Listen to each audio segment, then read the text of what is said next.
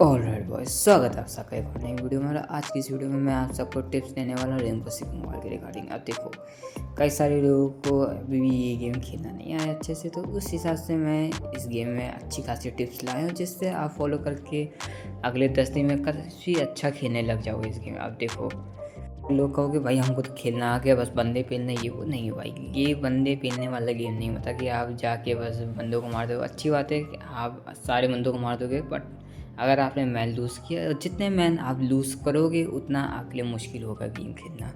Man loose करने से आपका फॉर्मेशन टूटेगा। तो टिप नंबर 1 है कि पहले तो आप अपना एम सुधार लो भाई, सच कह रहा हूँ। और पीक को अच्छे से यूज़ करो कवर में लेके, जैसे कि आप देख सकते हो मैं पीक ले रहा हूँ और फिर तुरंत ही क्राउच करके दोबारा से कवर के अंदर जाओ। तो ये आपको रेगुलर प्रैक्टिस करोगे तो आपका ये काफ़ी ज़्यादा ठीक हो जाएगा इम्प्रूव, आप पीक अच्छे से यूज़ कर पाओगे।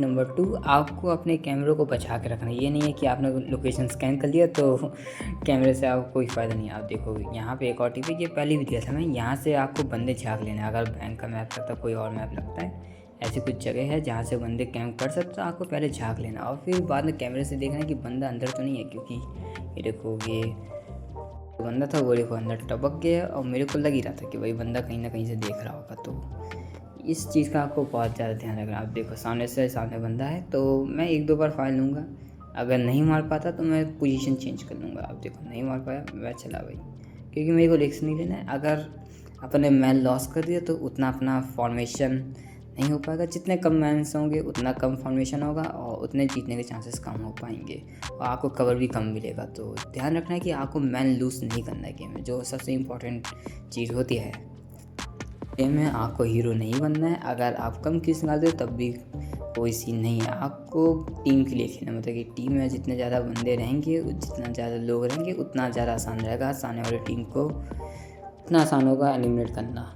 और एंगल्स ढूंढ के आपको मारना पड़ेगा और फुटस्टेप आपको नहीं देना है। जैसे कि आप देख सकते हो मैंने यहाँ पे फोस्ट का लगाया है, और जहाँ आप ट्रैप लगा रहे हो वहाँ पे आपको याद रखना पड़ेगा कि आप कहाँ ट्रैप लगा रहे हो।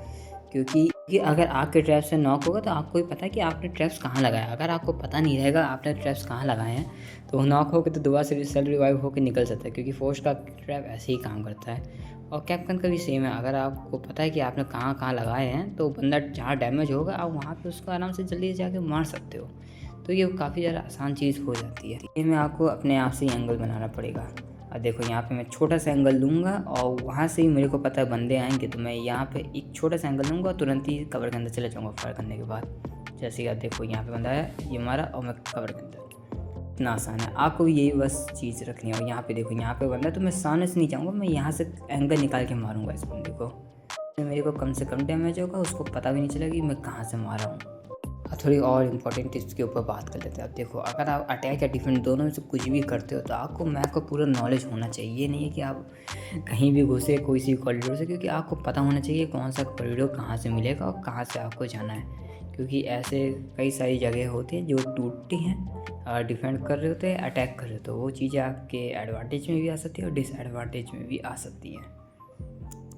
ऊपर से हो सकता है कोई शॉटगन लेके बैठा हो, ऊपर से फटा, मैं नीचे हूँ, मुझे नहीं पता कि कहाँ से बंदा, मैं ऐसे देख रहा हूँ और वहाँ से मेरे को मार दिया, तो ये भी हो सकता है। तो आपको हर एक जगह का ध्यान रखना है। फ्लोर्स है जहाँ बड़े आसानी से टूट जाता है, कुछ फ्लोर्स होते हैं जो वो नहीं टूट पाते हैं, तो उसका भी ध्यान रखना है। पर उसमें ऐसे होल होता है जिसमें से बुलेट आन पर जा सकते हैं, जिससे आपको गोली पड़ सकती है, उन सब का भी आपको ध्यान रखना पड़ेगा इस गेम में।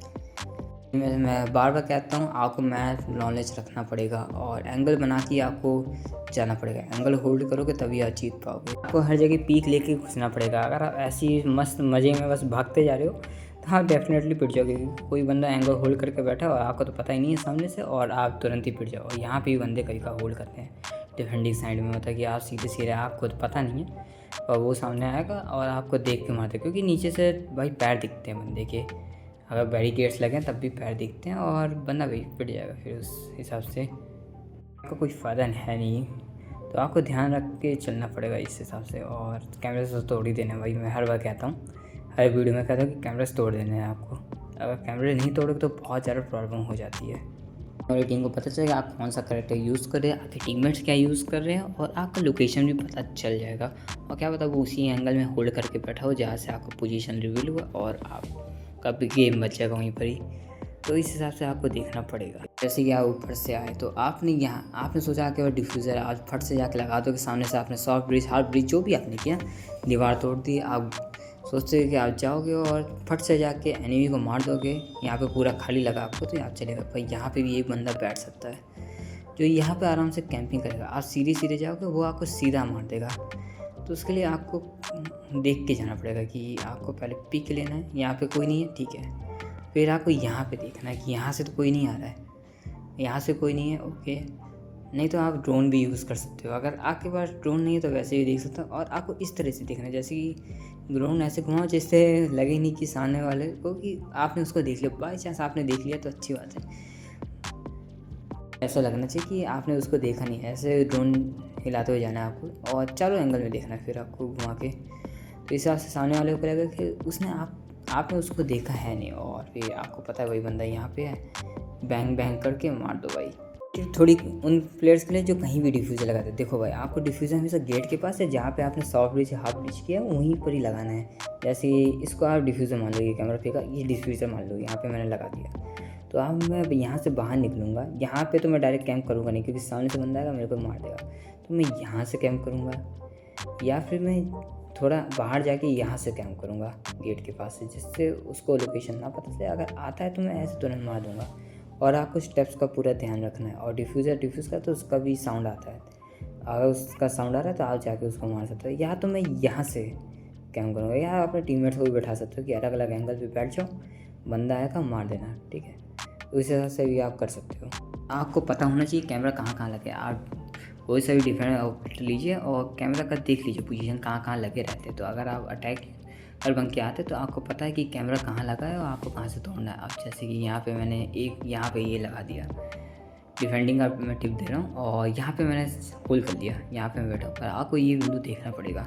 कई लोग ऐसे बैठे रहते हैं और पीछे से बंदा आता है जो को देख के चल रहा है। आप तो यहाँ से देख रहे हो और पीछे से बंदा आग को देख लेगा और यहीं पर ही चोको चोकी हो जाएगा।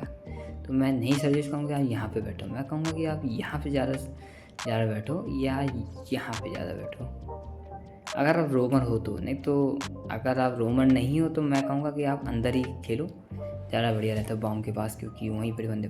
अगर आपको बंदों को ऑन हैंड पकड़ना है सामने तो ये जगह बढ़िया रहेगी। यहाँ से आप उनके पैर देख सकते हो। अगर वो तोड़ रहा है तो आप तुरंत ही उसको मार दोगे, जो कि काफ़ी ज़्यादा ईजी रहेगा। शुरू में आप सामने वालों की मैन लूज़ कर दोगे और उससे काफ़ी ज़्यादा प्रॉफिट होता है भाई। कि आप पहले से ही प्रेशर डाल दो सामने वाले प्लेयर्स के ऊपर उनके मैन लूज़ करके। और ध्यान रखना है आपको मैन लूज़ नहीं करना। अब कई लोग ऐसी गलती करते हैं कि ये दीवार तोड़ते ही नहीं, मतलब कि ये दो दीवार होती है इसको भी ऐसा रेनफोर्स कर देते हैं, जो कि भाई गलत है भाई। मतलब ये आपको एरिया मिला है और दूसरा एरिया मिलता है, क्योंकि आपके यहाँ दो जगह बॉम्ब प्लांट होते हैं, एक तो ए होता है एक बी होता है। अब मैं इसी का एग्जांपल लेता हूँ, एक किचन है और एक मेन हॉल है, तो दोनों जगह आपके यहाँ बॉम्ब होगा तो आपको दोनों जगह प्रोटेक्ट करना है। तो एक जगह आपको खोल के रखनी पड़ेगी, ये दो जगह का रास्ता हो गया। मैंने कई बार देखा कि कई सारे लोग ऐसे ही बेफालतू में अपने दो साइड बम होते हैं और एक जगह से वो पूरा पैक कर लेते हैं, तो एक साइड पूरा खाली रहता है, तो उसमें बहुत ज़्यादा दिक्कत हो जाती है। तो वो आपको नहीं करना है। और कई सारे लोग होते हैं जो यहाँ पे कैंपिंग करते हैं, जो कि अंदर ही झाँकते रहते हैं। आपको अंदर नहीं झाँकना है, आपको बाहर भी देखना पड़ेगा कि कहाँ से बंदा यहाँ से आ सकता है, यहाँ से आ सकता है और यहाँ से भी आ सकता है। तो आपको ये एंगल्स भी होल्ड करके रखना पड़ेगा। इवन आप अंदर का भी देखना पड़ेगा कि अंदर बंदे आ रहे हैं या नहीं आ रहे हैं। और कॉल आउट्स पे ध्यान देना पड़ेगा, बंदे क्या कह रहे हैं, कि बंदे का भी साउंड आया है या बंदा पूरा आ गया या वो पुश कर रहे हैं या वो ड्रोन फेंक रहे हैं। तो जो भी कॉल आउट्स हैं आपको पूरा देना पड़ेगा कि बंदे आ रहे हैं।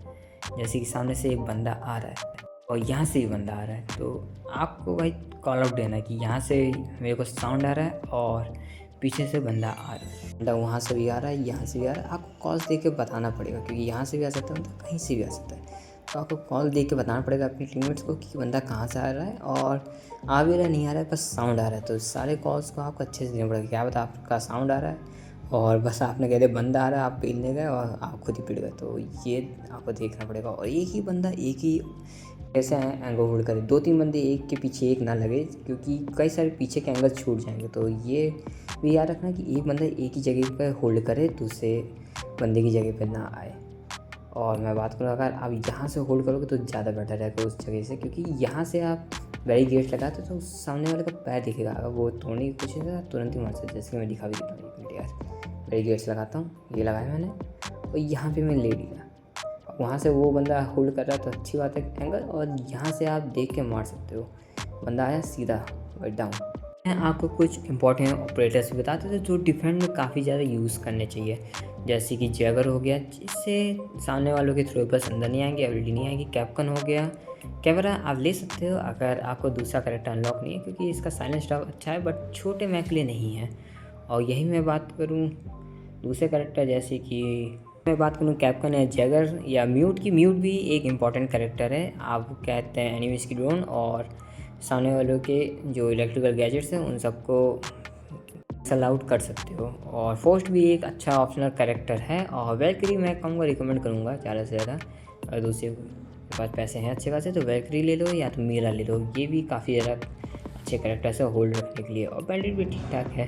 बात करूँ मैं इंपॉर्टेंस अटैक करेक्टर्स की तो हिवाना भाई सब नीड है, और ट्विच, मतलब ये दोनों करेक्टर्स का कॉम्बिनेशन तो बेस्ट है मैं कहूँगा। और आप ये भी ले सकते हो ट्रेचर, जो काफ़ी ज़्यादा काम आता है। इसकी गैजेट्स होते हैं उनको कुछ ना कुछ नलीफाई कर देता है। और यिंग भी काफ़ी अच्छा करेक्टर, इसका फ्लैश काफ़ी ज़्यादा अच्छा है। और काफ़ी ज़्यादा लोग ऐश भी यूज़ करते हो, मैं कहूँगा कि ऐश काफ़ी ज़्यादा अच्छा करेक्टर है। अगर आप रशिंग के लिए हो तो ऐश भी यूज़ कर सकता है, वैसा रश नहीं, रेमो 6 वाला रश।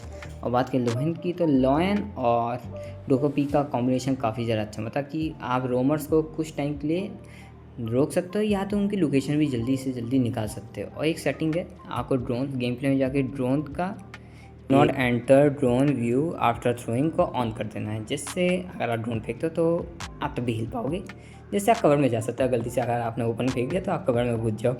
और ट्विच का ये थोड़ा सा गाइड होने वाला है एंड में, जिससे आप कैमरेस और सामने वाले एनिमीज़ के जो वो होंगे आप उन सबको तोड़ सकते हो, म्यूट का जैमर तोड़ सकते हो। तो ये काफ़ी ज़्यादा अटैकिंग के लिए बेस्ट सपोर्ट कैरेक्टर होता है मैं कहूँगा। रिकमेंड मैं ज़्यादातर ट्रेचर की जगह, ट्रेचर क्या नाम था भाई उस कैरेक्टर का, छोटा जो भी है, ट्विच करता हूँ मैं उसकी जगह। ये ट्विच इज़ बेटर ऑप्शन, क्योंकि आप इसका चार्ज ही बार बार आता है तो आपको 2 ड्रोन्स मिलते हैं और काफ़ी ज़्यादा आसानी से आप मार सकते हो।